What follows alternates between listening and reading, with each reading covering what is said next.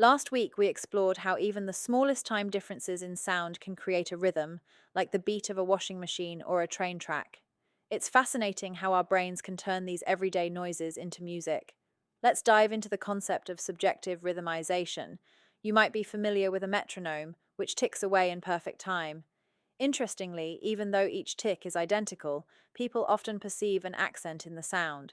This phenomenon was studied by Thaddeus Lincoln Bolton back in 1894, and it turns out our brains are wired to create these accents, even when the sounds are the same.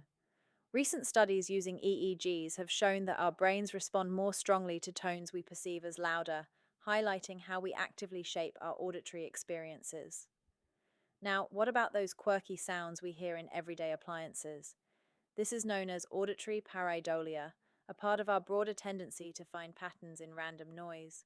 Whether it's the hum of a fan or the whir of a washing machine, our brains are constantly searching for familiar sounds, like voices or music, even when they're not there.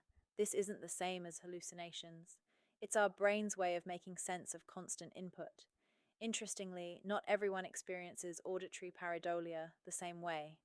While everyone perceives rhythm, some people hear voices in a fan while others don't. It's all about individual thresholds of perception.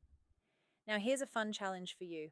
Find a metronome on Spotify set to 120 BPM and listen closely. Do you hear a steady tick tock or just ticks?